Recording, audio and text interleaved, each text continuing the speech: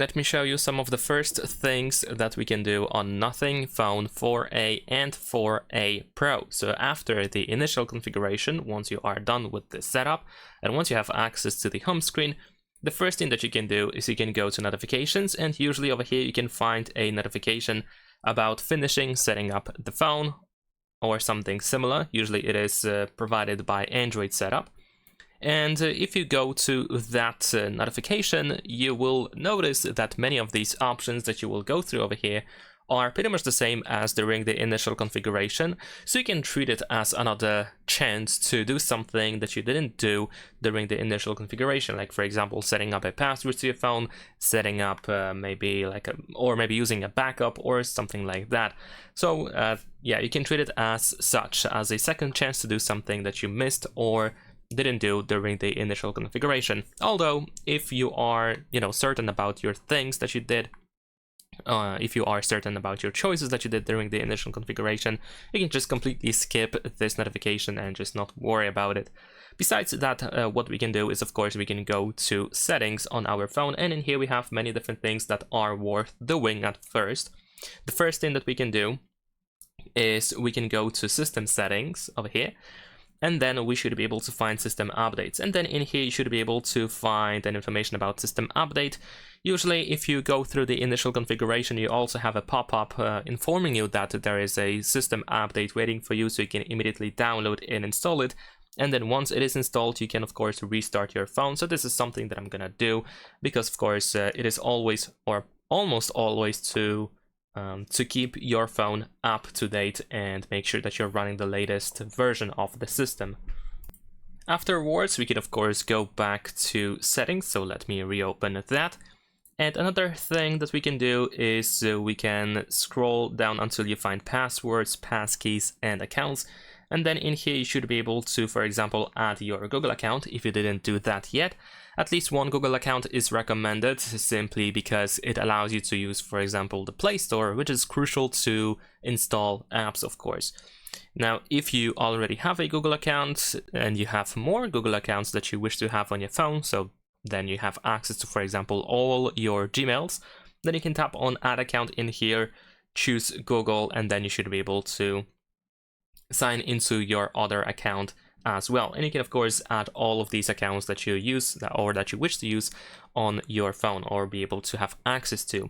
You can also use a Nothing account as well. So if you don't have a Nothing account or you didn't sign into your your Nothing account, then of course you can do that in here, but it is not really necessary to do so. This is like an additional feature, I guess. It allows you to like get some information about new products and so on and so forth. So of course not everyone might be interested in that, so I don't think that's crucial. It's just something that I just wanted to mention in the meantime.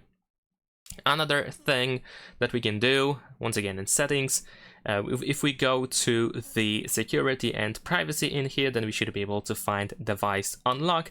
And then in here we can set up the password. So if you didn't do that during the initial configuration, then of course you can do so in here. If we go to the screen lock, then you can choose the password type that you wish to use on your phone.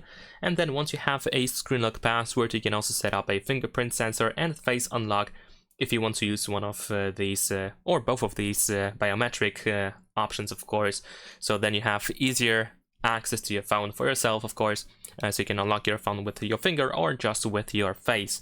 Also, what is quite crucial to do is you can visit theft protection in here, simply because you have access to many different anti-theft features, such as the identity check over here. We have the theft detection lock and offline device lock.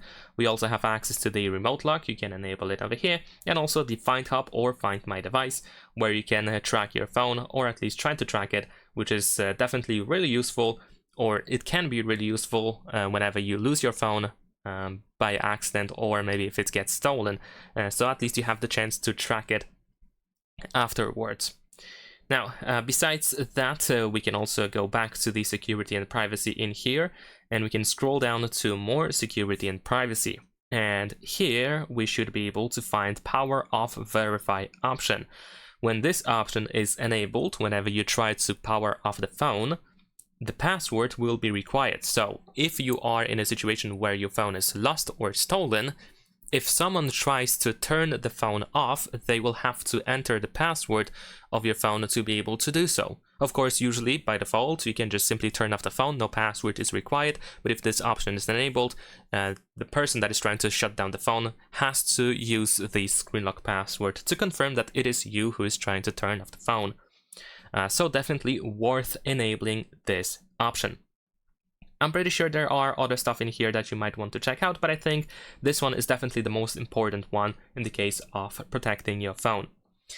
And besides that, if we go back in here into the main page of settings, another thing that is worth doing is going to a lock screen option in here.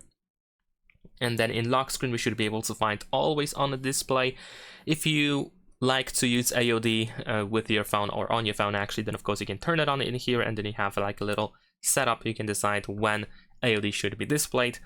On the other hand, if you are not a fan of always on display, then you can just make sure that it is disabled, of course.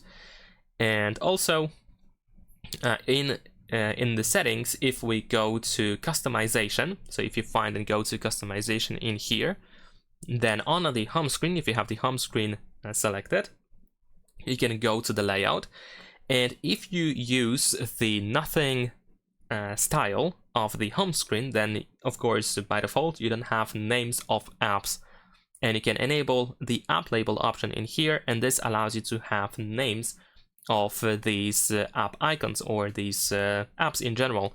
So if you don't really want to guess what these apps are, you can just turn on the label and then you have app names again.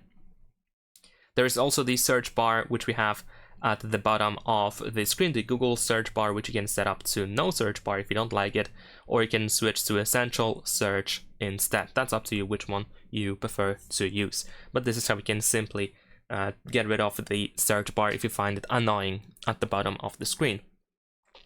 Now, we're gonna go back to settings again, and this time we want to open battery settings. In here we want to go through pretty much all of these options, or most of them actually. Like for example, we have the battery saver, which doesn't have to be enabled of course immediately, but it's worth knowing that the power saving mode is available in here. There is also the schedule that you can create if you want to use the power saving option or mode from time to time. There is also the adaptive battery option, which is enabled by default, but of course you want to double check to make sure that it is enabled, because it's just simply worth to use this feature. You can also show the battery percentage in the upper right corner, so by default of course the percentage is not visible unless you go to the control center or notifications, etc. And also we have the sleep standby optimization, which also can be enabled in here. If it's off, we have the charging assistant, where we can display charging notifications in here. And also if we go to battery health, then we can find the smart charging mode and custom charging mode, which is the overcharge protection. So if you want to apply a battery limit, of course you can do so in here, and it is recommended to use at least one of these two options. You cannot use both of them at once, you can choose one or the other. So of course you can start by using the smart charging mode, but if you really care about your battery, if you want to preserve it as much as possible, then you probably want to use the custom charging mode in here in these settings. After going through the battery settings, we can then go to display settings in here. And in display settings, we can of course adjust the brightness level of the screen. So if you want to make it brighter, you can easily do so in here. Also, we can go ahead and turn off adaptive brightness if you don't like it. That's up to, of course, that's up to you if you want to use it or not. There is also the screen timeout, which allows you to decide for how long the screen should be on whenever you're looking at it, for example. So if you want to disable the option that allows you to keep the screen on while looking at it, then over here we have the screen attention. It is actually enabled by default. And if you want the screen to last longer, for example, so it doesn't turn off automatically, then you can increase the screen timeout in here, although it is recommended to use 15 or 30 seconds. For the sake of videos, I actually usually use 2 minutes, but this shouldn't be the example for you. You probably want to use 30 seconds at most, as it is set up by default. But on the other hand, I can recommend you disabling the screen attention if you want to save the battery a little bit. Although it's not really a big deal, this definitely can save the battery a little bit. Of course, we also have the dark theme. If you are not a fan of the dark theme, you can turn it on and you can easily switch it to the light mode. Let me actually adjust the brightness a little bit as well. So be sure to do that. You can also tap on the dark theme in order to create a schedule instead. And there is also the extra dark mode, which is accessible if the dark mode is enabled in here. You can turn it on to experience deeper blacks and enhanced contrast for improvised visibility in dark environments. So if you need that, then of course you can turn it on in here. You might be able to spot the difference between one or the other. So you can see that gray is not as gray once the extra dark mode is enabled. And besides that, we have some couple of additional options, like in the status bar, we can customize the status bar at the top over here. You can also go to font and display size to adjust the size of the text and every element of the user interface. And there is also the display refresh rate, which is set to dynamic by default, but if you want to make sure that you always use 120 Hz, then you can switch to high. Also, if we go back, we have the automatic screen rotation, we have the HDR display, and I think these are all of the most important things in the display settings. But that is not all. Another thing that is worth doing is in settings, we can go to special features over here. Then we can go to gestures, and then we have the navigation mode. So in here, of course, by default, we use gestures for navigation, but if you prefer to use 3 buttons at the bottom of the screen, then you can switch it over here. And now, as you can see, we have buttons.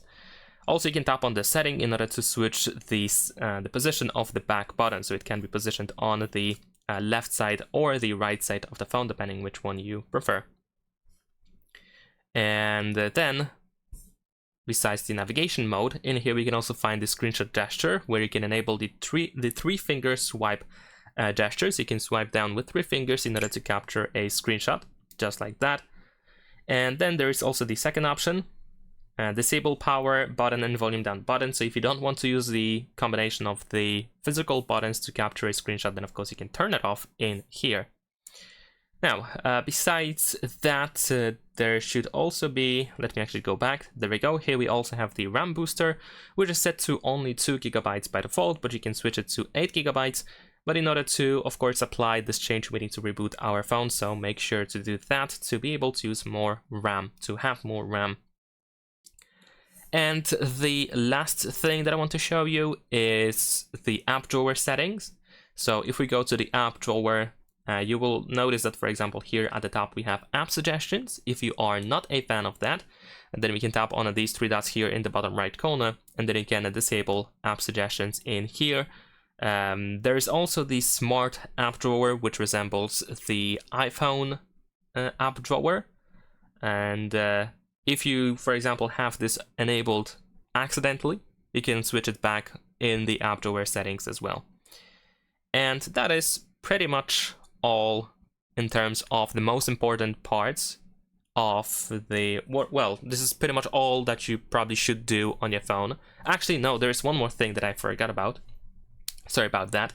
Of course, we can update our apps. So if you do have a Google account, you can go to the Play Store and you want to install all your apps that you want to use on a daily basis, of course, and also you want to update existing apps. So once you have access to the Play Store, you want to tap on your Google account in the upper right corner, and then you want to go to Manage Apps and Device, and then in here we have updates available. You can just tap on that option in order to see the list, and you can update everything at once, or you can update individually. It's up to you how you prefer it, or you can just tap on Update All in here. Of course, it's always better to have all your apps running up-to-date versions. So now I believe that's pretty much everything. However, if there is something that I missed, that I didn't mention in this video that you think is crucial to do on your phone, then be sure to mention it in the comments. So if you're watching this video, then you can of course also check comments to see if there's something more that is worth doing. So that's it. Leave a like and subscribe.